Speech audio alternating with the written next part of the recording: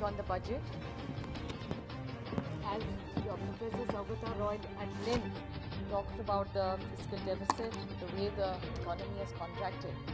I remember since the last 4 or 5 years, continuously, every speech that he makes, which we all eagerly listen to, he's been talking about this government selling the family silver, and consistently, even before the COVID crisis happened, this new word of the V-shaped economy is something new that we have heard in this government. And plus the economy which has contracted is actually been a huge blow even before. So COVID really added to all the bad policies which were taken by this government. So it's very unfortunate that we are through this challenge. The whole world is going through this challenge. But India is of course economically suffering now because of several of these decisions taken by this government. I always try and speak on the subject. But today, with your permission, sir, I'm going to speak a little bit out of the subject because the Honorable Prime Minister talked about our party's leader today. I could have easily got up and heckled him, but from the culture that I come from and the party rules and regulations, we are not allowed to heckle, and NCP never heckles. It's not that heckling is wrong, I'm not getting into the morality of it, but I would like to put some documents and facts on the paper. Here, the Honorable Prime Minister, with high regard, because even if he is a member of the BJP, he is India's Prime Minister today, and when he says something on the floor of the House, we must all take it very seriously. He's talked about a letter and reflected to a letter of Mr. Pawar. He's written to various state chief ministers at that time when he was the agriculture minister. I won't repeat the words which the Honorable Prime Minister has written, but I would let the 4 lines which the Honorable Prime Minister did not read is what I'm going to read. After the Honorable Prime Minister's where he stopped, it says, I may mention that the Ministry of Agriculture has circulated a draft Model APMC Rules 2007 to all the states for their guidance and adoption as appropriate. Their guidance. So that must be noticed. And I wish to draw your personal attention to this matter to considerable importance of the agriculture sector and well-being of the farmers, and request that suitable direction may be given for the necessary steps without further delays. This is what the original entire letter says. But I would, with full humility, like to bring something to notice because he used the word U-turn. So I would like to just highlight and just take 2 minutes of the U-turns of this government. So GST was brought in by Honorable Manmohan Singh ji. If please, I stand corrected that time the Gujarat Chief Minister had objected to the GST. We brought in the RTI, we brought in the food security, we as in the UPA government, the right to education, NREGA, the new corporate law, the company bill, the DTC, the Aadhaar, the land acquisition. All these new bills, I do understand, change is inevitable. We all are for change. We are all. And I come from a state which is for reforms. So we are never against reforms. It's the way they are administered and done is what our objection is to. And while I read out this GST, RTI, food security, RT, NREGA, all these when we got, all these were moved by the Honorable Prime Minister then, Sri Manmohan Singh ji, who was absolutely a team player. It went through the standing committee, every stakeholder was invited, feedback was taken, and only then all these laws were made. I would like to talk about a U-turn for this government. NREGA, it's on record, and if they would like to place it, I would be happy to get you documents, where the present Honorable Prime Minister has not spoken as well as about he speaks on NREGA today. During the COVID time, everybody who lost their jobs in the city went back to their villages, and the only savior there was NREGA, and that's how thousands and thousands of families have survived. But this was a U-turn of this government. GST is a U-turn. Aadhaar, I actually do miss him here, is Shri late Anand Kumar ji. He was a friend to all of us, and unfortunately he's no more. But I still remember how strongly that time the BJP had objected. And Yashwant Sinha ji, please, I stand corrected if anybody disagrees with some of my facts, that Aadhaar was rejected by them. And today they are steering Aadhaar, they are praising GST as their program, and they are praising NREGA.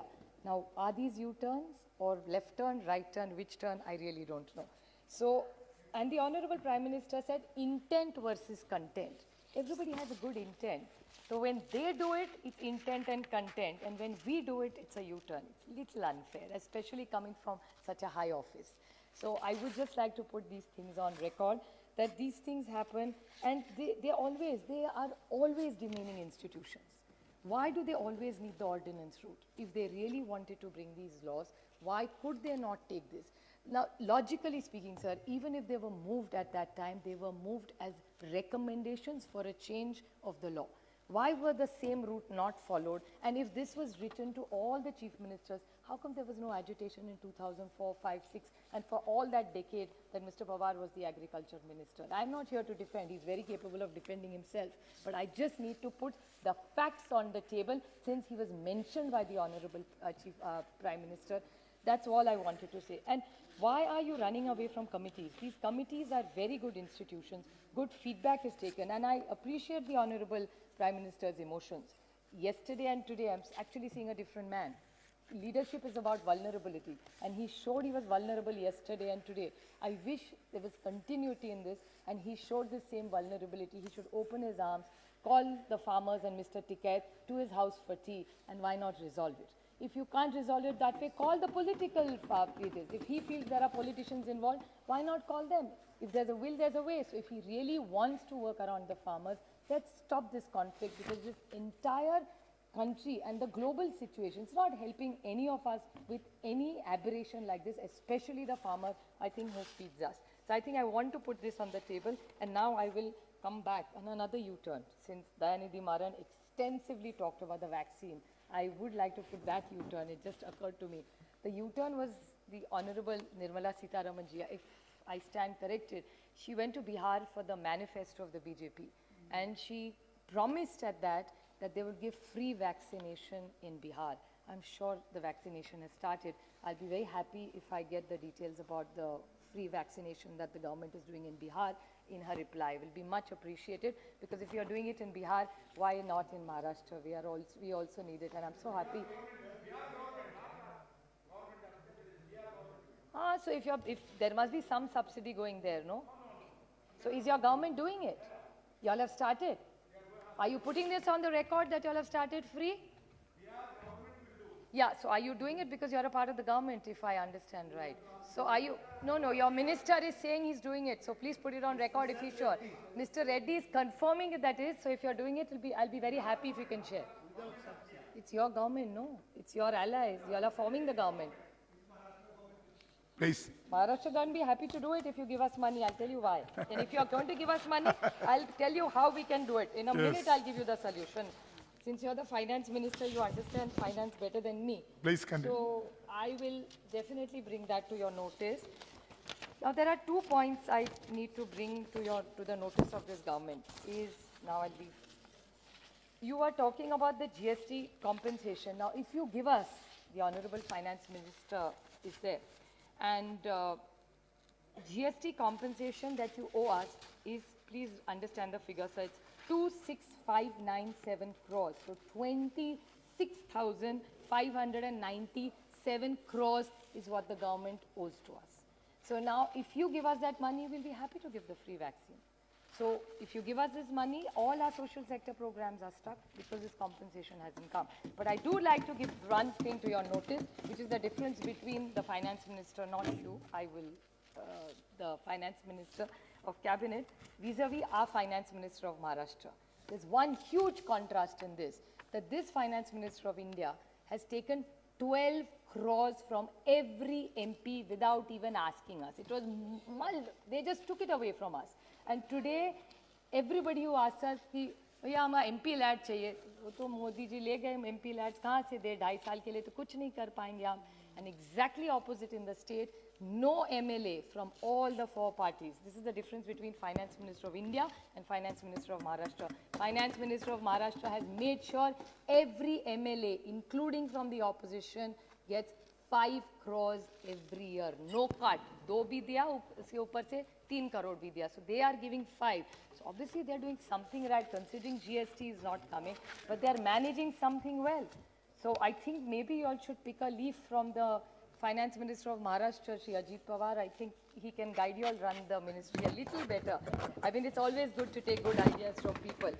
The other thing is the FRBM Act. Now, the FRBM Act is something of really concern for us because you have to very urgently bring this act because we cannot borrow.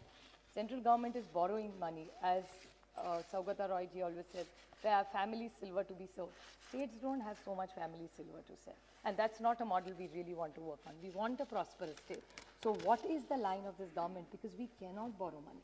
Our states will be bankrupt. First of all, they don't give us money of which we deserve, which is our GST money. And FRBM Act, what are you doing about that? And one absolute pointed clarification I want to ask, that according to the Finance Commission, it's 42% is what is given to us, right? Now, 41 will be given to us now. So from 42, we are come down. Now, my question to you is, because I came across it in some of my reading, because I'm not a finance expert. I can even table it if you ask me which it is, because I think BJP people like that. Table it. I'm happy to where I got this information from. It's from a newspaper. And they had analyzed the entire budget, and they said the defense budget is included.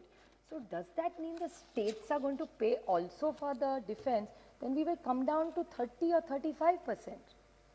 So if you could kindly clarify. I'm not a finance expert, so maybe you could clarify to us. So you will not give us our GST money, this FRBM Act, so we cannot borrow, and we have to pay for the defense of this country. Then what are the states left to it? And this is what you talk about cooperative federalism. Is this where we really stand? Is this how the states are going to work? Or is there a Raja game plan where the states will be so weak that they'll be completely dependent on you? So I really don't know what this government is thinking about. Want to say something? So I really need to know what it is. Another U-turn of this government is the PMC bank issue. Now the PMC bank issue, you got a Banking Regulation Act. And I remember, I quote the Honorable Finance Minister, she promised me on the floor of this house that she will help the PMC bank, and that's why she has got this regulation, just to help PMC banks. Nothing has happened about it. They've got two banks which they are helping, but PMC Bank, which is very unfair. These are poor people struggling. This is their own hard-earned money, and this government is doing nothing, and I'm putting it on the record that they had got this change in this law, but they've done nothing for it. So this is another U-turn for them. About non-performing assets, jobs, every time, which I think Arvind Sawantji extensively talked about. IBC, what have you achieved by it? Even in my speech that time I had said, liquidation is not the solution, resolution. Let's try and make them run better. Get professional help and run them effectively. So this is another thing which I need a clarification, because according to the minister's reply in Lok Sabha, it says 55% of the money is not recovered and given as a haircut to NPA banks. How much money through this has got? It's lost. So I don't know why are you going constantly by this liquidation route. Mudra loans. Now Mudra loans, there is so much mixed reaction. So I really don't know what the truth this government is saying. They were for 1920, 2021, there's no data available. Whatever questions were asked were only up to 19. So why is no data coming after that? Non-utilization of cess revenue, another way to ill-treat the states. You collect all the cess, nothing comes to us. Now there's a new agriculture cess. That also won't come to us. So, and the CAG has not flattered this government at all about the cess that is collected. Lakhs, let me give you the exact number. It's a question of, to Anurag Thakurji by Ms. Ramya Haridas, in which he has said that the entire cess is not even spent. And the CAG report says that whatever monies have come, according to the CAG, more than 2 minutes, last 2 minutes. Please come. More than rupees 2.18 lakh crores collected by central government assessed for specific purposes as education, sanitation, infrastructure has either not fully been transferred to the dedicated fund or remains unutilized. This is what the CAG is saying. So I think you owe it to the states. You don't even give it to the states. You also don't use it. So where is the money going? There is absolutely, you talk about transparency, and the Honorable Prime Minister talked about it. Talking about health, or talking about, you talked about health. Yesterday, Prakash Zavadekar ji, I think Tejasvi Surya is in the house. It was his question that he asked. And Honorable Prakash Zavadekar ji answered, and he said, oh, it's a continuous process. Monies will keep coming. There's nothing in the budget. And he said 600 crores is more than enough for students' education, online education. How much money really went, even to JNK? There was no 4G available, so how did the kids study? So 600 crores is clearly not enough. I think all of us are aware that this online education, and in your government's new education policy emphasizes on doubling the government's expenditure for education. You have reduced it. You haven't doubled it. So whether it goes about healthcare, I won't take too much time and repeat any of my points, be it nutrition. One last point I will want to bring to the notice of this government, which also my colleague Krishna brought to my notice. He says the NBFCs, there are online organizations which reach out to you to give loans. This is a real serious issue. It's not really only about the budget. And there is something called cashbean.in, which pop up on your mobile phone, and you can get a loan. That time they don't tell you what the loan is, and then they harass you, and now there is no regulation for this NBFC. So what is this government going to do about this? And these pop-ups are going to come, repayments, and they have the company size. I am not concerned about what the name of the company. There may be many companies. It's not a personal thing at all. But doesn't the RBI regulate this? And the company size has become 1,300 crores in 1 year. It's unheard of. I don't see anybody growing at this rate except the pharmaceuticals in the last 1 year. So I request the Honorable Finance Minister to look into these NBFCs which are coming. Sir, it's a challenging year, I do understand. And I do understand the Finance Minister has had his own challenges with COVID. They are trying to make it as positive and happy as it is, but the situation on the ground is exceptionally grim. Be it the farmers' issue, be the unemployment. I urge this government to get its act together, put in the right policies in place, take all political parties in confidence, and I'm sure we can lead this nation to being one of the most robust growth nations in this country, in the world. Thank you.